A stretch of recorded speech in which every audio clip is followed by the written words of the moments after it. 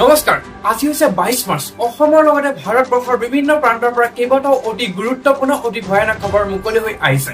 প্ৰত্যেকটো খবৰ জনা প্ৰথম খবৰটো এই মুহূৰ্তত আপোনালোকৰ বাবে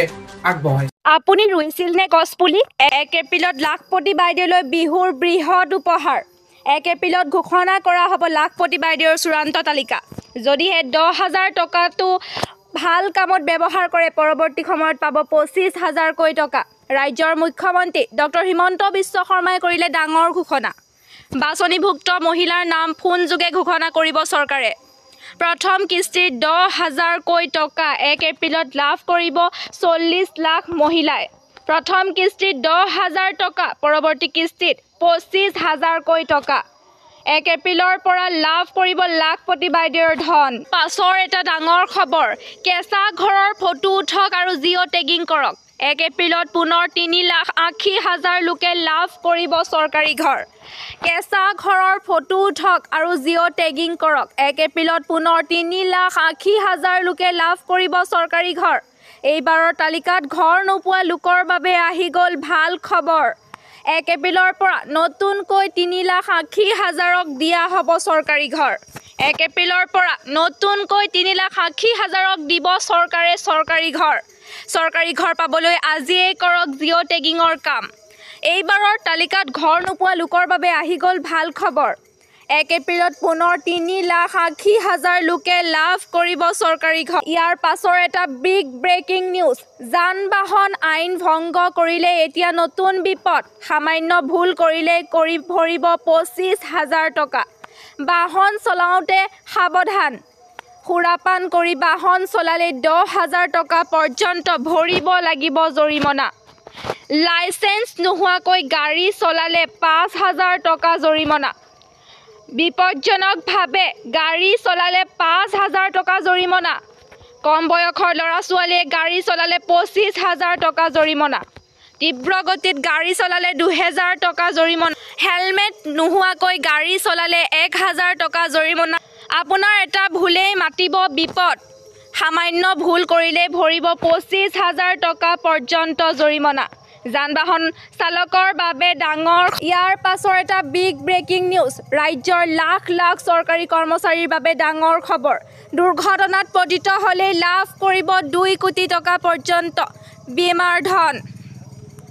ন্যূনতম 1 কোটি টকাৰ ব্যক্তিগত দুৰ্ঘটনাজনিত বীমাৰ ধন লাভ কৰিব হেল্পলাইন নম্বৰ হৈছে 18002026256 ইয়াৰ বাবে মুকলি কৰা হৈছে হেল্পলাইন নম্বৰ আংশিকভাৱে পংগু হ'লে লাভ কৰিব সৰ্বাধিক 80 লাখ টকা স্থায়ী পংগু হ'লে লাভ কৰিব সৰ্বাধিক 1 কোটি টকা বিমান দুৰ্ঘটনাত পতিত হ'লে সৰ্বাধিক 2 কোটি টকাৰ বীমা ধন লাভ কৰিব এটকাও নিদিয়াকৈ লাভ কৰিব এই বীমাৰ ধন দুৰ্ঘটনাত পতিত হ'লে লাভ কৰিব 2 কোটি পৰ্যন্ত বীমাৰ ধন অসম চৰকাৰৰ লাখ লাখ কৰ্মচাৰীৰ বাবে আহি গ'ল ডাঙৰ পাছৰ এটা বিগ ব্ৰেকিং নিউজ আহি গ'ল ধুমুহা শিলাবৃষ্টি 23 মাৰ্চলৈ অসমৰ উত্তৰ পূৰ্বত হ'ব প্ৰচণ্ড বৰষুণ বতৰ বিজ্ঞান কেন্দ্ৰই জাৰি কৰিলে য়েলো এলাৰ্ট অসমৰ লগতে উত্তৰ পূবৰ আন ৰাজ্যতো জাৰি কৰা হৈছে য়েলো এলাৰ্ট প্ৰচণ্ড ধুমুহাৰ লগতে আহি গ'ল মুখলধাৰ বৰষুণ শিলাবৃষ্টি বৰাকত কাল ৰূপ ধাৰণ কৰিছে ধুমুহা বৰষুণে 200 পৰা 300 ফুট পৰ্যন্ত উৰুৱাই নিছে ঘৰ দুৱাৰৰ টিনৰ এটা বিগ ব্ৰেকিং নিউজ আহিছে 8th পে কমিশ্যন চৰকাৰী চাকৰিয়ালৰ বাবে ডাঙৰ খবৰ সকলো কৰ্মচাৰীৰ বাবে কমন হ'ব নেকি ফিটমেণ্ট ফেক্টৰ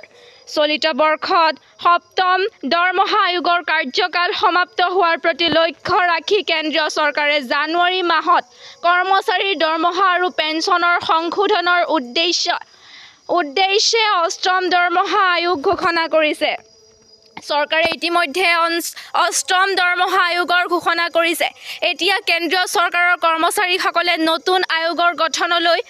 আশাৰে বাট চাইছে, কিন্তু খবৰ অনুসৰি কৰ্মচাৰীসকলৰ মূল সংস্থাই চাকৰিৰ সকলো স্তৰৰ বাবে একে ধৰণৰ ফিটমেণ্ট ফেক্টৰ দাবী কৰিছে। অষ্টম দৰমহা আয়োগৰ অধীনত কেন্দ্ৰীয় চৰকাৰৰ সকলো কৰ্মচাৰীৰ দৰমহা 50% বৃদ্ধি পাব। অষ্টম বেতন আয়োগৰ অধীনত পে লেভেলৰ মাজত ফিটমেণ্ট ফেক্টৰ বেলেগ বেলেগ। গ্ৰেড পে 1800 টকাৰ পে বেণ্ড 1ৰ ফিটমেণ্ট ফেক্টৰ 2.57 আৰু গ্ৰেড পে 4200 টকাৰ পে বেণ্ড 2ৰ ফিটমেণ্ট ফেক্টৰ 2.62।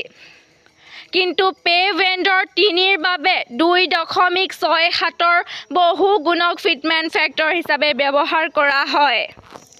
50% দৰমহা বৃদ্ধি পাব নেকি? এই অনুসৰি কেন্দ্ৰীয় চৰকাৰৰ কৰ্মচাৰীৰ বেচিক দৰমহা 40ৰ পৰা 50% বৃদ্ধি